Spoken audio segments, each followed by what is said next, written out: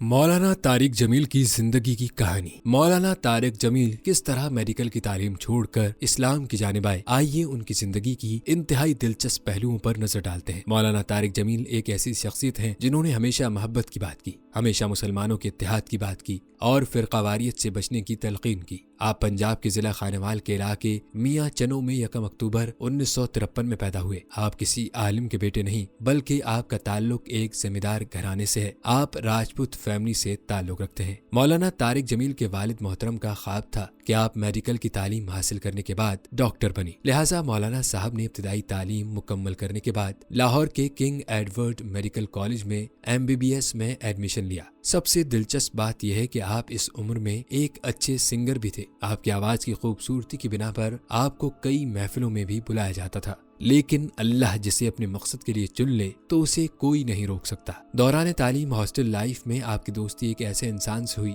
जो आपको रोज दावत तबलीग करता और इज्तिमा में शमूलियत की दावत भी दिया करता था। दोस्त के बार बार इसरार करने पर बिलाखिर एक दिन आपने तबलीगी इज्तिमा में शामिल होने के लिए हामी भर ली।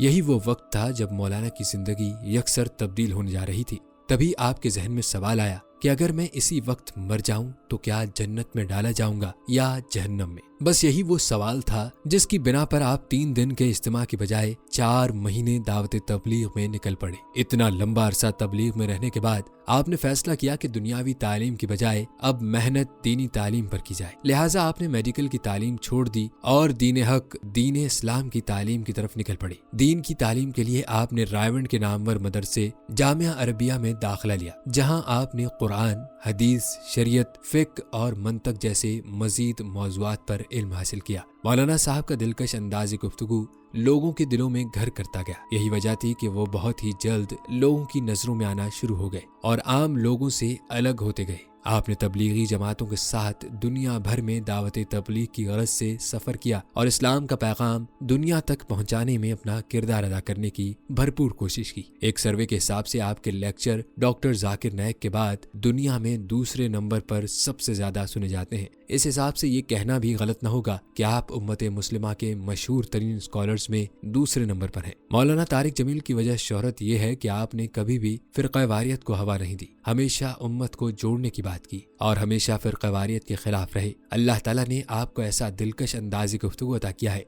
कि उसका असर फिल्मी दुनिया से लेकर खेलों के मैदानों तक गया। जुनैद जमशेद, सईद अनवर और फिरोज खान जैसी मशहूर शख्सियात को इस्लाम की जानिब लाने में आप ही जरिया बने। वैसे तो मौलाना तारिक जमील ने हर हुकूमत के साथ मिलकर अवाम की फलाह के लिए काम किया है, मगर पाकिस्तान के साबिका वजीर आजम इमरान खान के साथ उनके ताल्लुकात बहुत गहरे नजर आते हैं। हर इंसान का एक नजरिया होता है और मौलाना तारिक जमील के नजदीक इमरान खान पाकिस्तान की तारीख के सबसे ईमानदार और दयानतदार हुक्मरानों में शामिल है। और यही सबसे बड़ी वजह है कि मौलाना तारिक जमील की कुर्बत इमरान खान के साथ बहुत ज्यादा है। दूसरी जानिब साबिक वजीर आजम इमरान खान भी मौलाना को इतना ही इज्जत व एहतराम देते हैं जो उनके चेहरे और बॉडी लैंग्वेज से बयान होती है। मगर यहाँ अफसोस की बात है कि हजारों ऐसे अफराद जो पहले मौलाना साहब को बहुत शौक से सुनते थे अब नहीं सुनते, जिसकी वजह सिर्फ मौलाना तारिक जमील साहब का इमरान खान की तारीफ करना है। इस बारे में मौलाना तारिक मसूद साहब ने भी ऐसे लोगों को मुखातिब करते हुए कहा कि आप मौलाना से सियासी सोच पर इख्तलाफ कर सकते हैं, आप उनकी सियासी सोच पर अमल पैरा न हो,